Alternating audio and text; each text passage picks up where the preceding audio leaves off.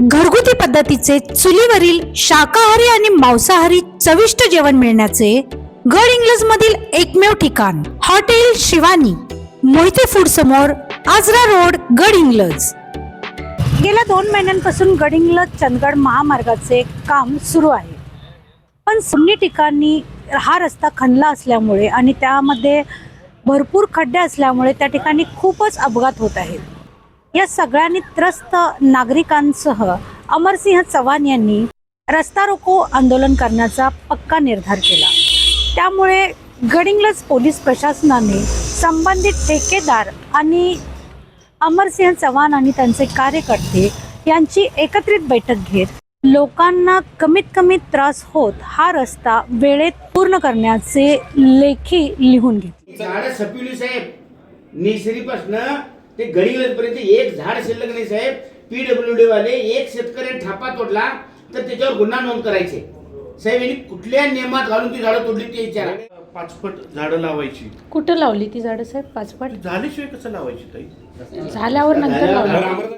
यांच्या चुकीमुळे तिथं ऍक्सिडेंट होऊन हे झाला तर त्याची जबाबदारी कोण घेणार ते सांगा। त्याला जबाबदार अथॉरिटी आहे ना, आम्हाला ते लिहून द्यायला पाहिजे। ते नुसता रस्ता आणि हे नाही, त्याच्याबरोबर ते संबंधित माणसाचं बॅरिकेडिंगच करून घ्या। त्यावर सुपरविजन करणारे कोण आहे? एमएसआयडीने कंपनी आणली, बरोबर आहे। म्हणजे एमएसआयडीचे अधिकारी डायरेक्ट काय बोलणार? म्हणजे आपण ह्यांनी जर तक्रार केली की मला असं असं आहे तर एमएसआयडी काय सांगेल? स्वतः उत्तर देईल की ते कंपनीला सांगेल बघायला? मग एमएसआयडीचे अधिकारी येत नाहीत बघायला कधी काय काम चालू आहे, खरोखर ही कंपनी काम करते का नाही, किंवा सुपरवायझिंग करणारी कंपनी व्यवस्थित करते का नाही बघायला कधी येतात? त्यांना काय व्हिजिट 3 महिन्याला, 2 महिन्याला, 1 महिना, किती महिने? महिना 1.5 महिना, महिन्याला एक आहे, 1.5 महिने किती व्हिजिट झालेत आतापर्यंत? 4-5 झाले। 4 किंवा 5 झाले। तुम्ही लोकांना सांगायला पाहिजे ना ह्यांना, किंवा अमुक दिवशी एमएसआयडीचे अधिकारी येणार आहे, तुमचे काय असेल तेव्हा नको भेटतील त्यांना। म्हणजे लोकांना तरी कळू द्या की तुमच्याशी भांडायचं का त्या सुपरवायझिंग कंपनीशी भांडायचं का एमएसआयडीशी भांडायचं? तुम्ही ढकलणार त्या सुपरवायझिंग कंपनीवर, सुपरवायझिंग कंपनी ढकलणार एमएसआयडीवर, एमएसआयडी म्हणणार आम्ही डायरेक्ट कुठल्या गोष्टीत इन्व्हॉल्व नाही, आम्ही यांना काम दिलेलं आहे, तुम्ही त्यांच्याशी बोला। गड इंग्लज पासून चंदगडपर्यंत जे खड्डे पडलेले आहेत ते खड्डे मुजवणे, त्याचबरोबर जिथं मोरीचं काम चालू होतं त्या मोरीच्या कामाला कुठल्याही पद्धतीचा रिफ्लेक्टर आणि इतर गोष्टी ज्या होत्या त्या कुठेही लावलेल्या दिसत नव्हत्या। की लाकडवाडीच्या घाटाच्या वरतीपर्यंत जर विचारात घेतला महागावपासून तर बऱ्यापैकी ठिकाणी रस्ता हा 2-2, 3-3 महिने उकरून ठेवलेला होता। 3 महिन्याच्या कालावधीमध्ये रस्ता उकरलेला असेल किंवा मोरीचं जिथं काम चालू होतं त्या ठिकाणी रात्री अपरात्री लोकांचा ॲक्सिडेंट होऊन किमान माझ्या अंदाजानं 40 ते 50 लोकांचा ॲक्सिडेंट झालेला होता। आणि खड्ड्यामुळं निसरी गड इंग्लजचं जर अंतर विचारात घेतला तर 10 ते 15 मिनिटाचा रस्ता हा अर्धा-पाऊण तासाच्या वर लोकांना जाण्यासाठी, मग 2 व्हीलर असू देत, 4 व्हीलर असू देत, या कुठल्याही गोष्टीला जाण्यासाठी फार मोठा त्रास होत होता।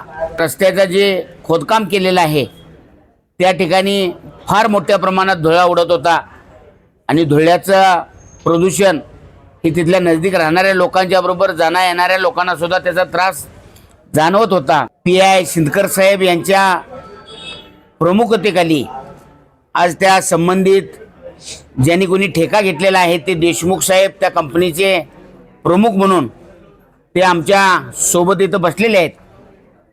त्यांच्यासमोर बैठक झाली असता त्यांनी सांगितलं आणि तसं लेखी त्यांच्या कंपनीच्या पत्रावर लिहून दिलेलं आहे।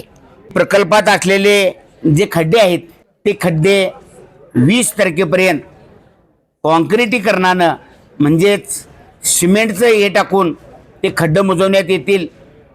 जर का तो खड्डा परत पडला तर तो परत खड्डा त्यांनी मुजवून द्यावा।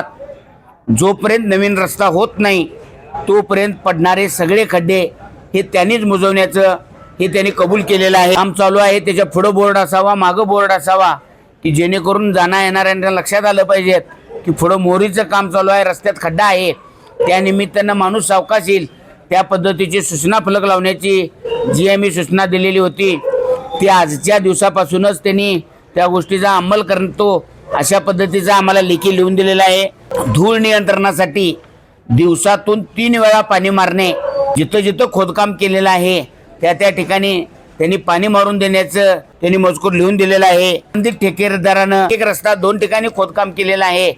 साईडचा रस्ता सुद्धा कुठं शिल्लक ठेवलेला नाही.